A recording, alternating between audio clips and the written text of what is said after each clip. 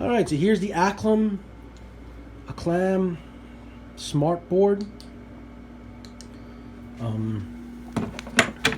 As you can see, it uses these little fasteners to keep the pedals on.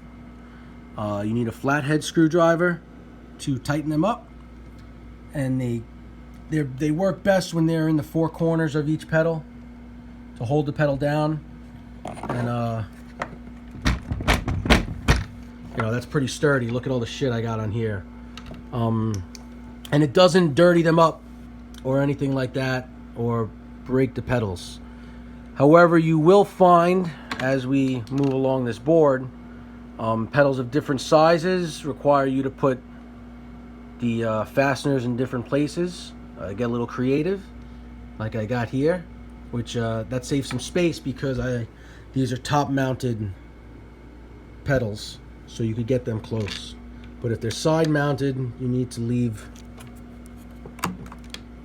space, you know, for the clips. So, you know, maybe I could have gotten these a little closer, but not safely holding all, you know, having all four corners.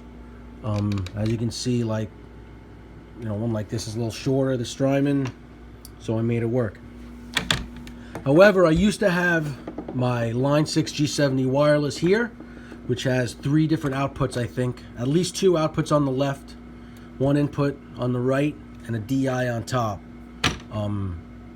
That you have to get a little creative with the clips to make that stay, because you don't want to block the multiple inputs.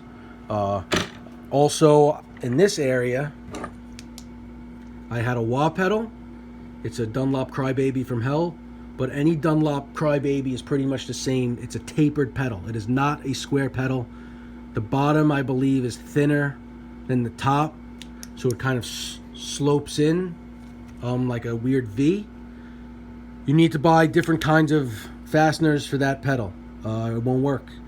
You need those 360 fasteners, which are not included with the board. You have to pay extra. That's kind of a drag. It'd be nice if they only made one kind of fastener so you could use it for everything. I also have this top shelf. This is extra. It'd be cool, as you can see how much space is under it. You can't really fit a pedal under there. It would be cool if the top rack was a little taller, so you could fit maybe some always-on pedals under there. You know, and then even if you use, I don't use a looper or switcher, but you could have one in the front and have always-on pedals there. That would be nice, but it's a little short. I had the wah here. At another time, I moved this over and I had a volume pedal here, but I bought the big tray. I think they make one that's shorter. You could have 2, but that's that. We'll get into the back of this.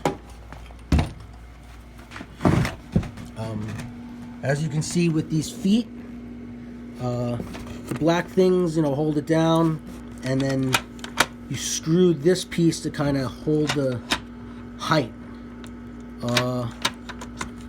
It's a weird system. This just locks it, but you need to twist that to set the height. It's strange because even at the lowest setting, you're not really sitting flat. This came off. I have it in the bag. I need to put it back on. It's difficult to get on, which is good because it's supposed to be difficult to get off, but once it comes off, it doesn't get back on.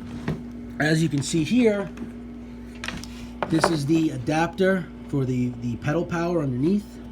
Put that here. If you use the pedal power underneath and you have the adapter, these feet are great because it doesn't let your pedal board sit on that power. But if you're the kind of person that might want to put a pedal power, let's say under the top shelf, you know, you don't have room to do that. What's also difficult is that with that's the Voodoo Labs pedal power, you can see that that's how you plug it into the wall with the outlets, and that's up here is where the outputs are for your pedals, but it's blocked here by the front panel, I guess. and you kind of have to, once you hook those up on the inside to power them, it's really difficult to get back at it without taking the whole unit apart, and you can't see what's plugged into which. You'd have to write it on the front board here in gaff tape or something, which I should have done and I will do but haven't done yet. This is just all this shit on the outside of the board. This I did myself. They're just LED lights, and I keep my battery pack in here. But so this is the board. Like I said, you need a flathead screwdriver to operate these things. If you're the type of person that switches pedals out a lot and doesn't like to damage your pedals with Velcro, it's a good board. Aclam also says you could put Velcro on these things and use Velcro pedals if you want. So, if you have a pedal with Velcro, you can use it. I guess that's cool, but they don't really have, in these tracks, there's no holes for your power. So you really have to, you're still putting your patch cables on top of the board, and your power cables, as you can see, I run it under that shelf. But if I didn't have that shelf, they'd be on top of the board. They sell things so you could run the power inside these grooves and then cover them up. But it's not going to be perfect, because it's the power, the Voodoo Labs power supply mounting system in the back isn't perfect. So it's not a bad board. It's pretty sturdy. It's lightweight. It's not too heavy. The bag, the gig bag I have, the carry case is old, so the shoulder strap broke, but they sent me a new one of heavier duty materials. The bag, I don't know where the board is made, but the bag is made in China. It said that these zippers aren't great. They could be better zippers. This could have more padding, especially on the bottom. It's not bad, but it's about the thickness of the brim of a hat. Maybe not cardboard, but not much thicker than that. And for the amount of pedals I have on this board and the weight, it would be really cool for this to be a lot sturdier, especially since I said the old shoulder straps broke off, and I got a replacement, but the bag could be better.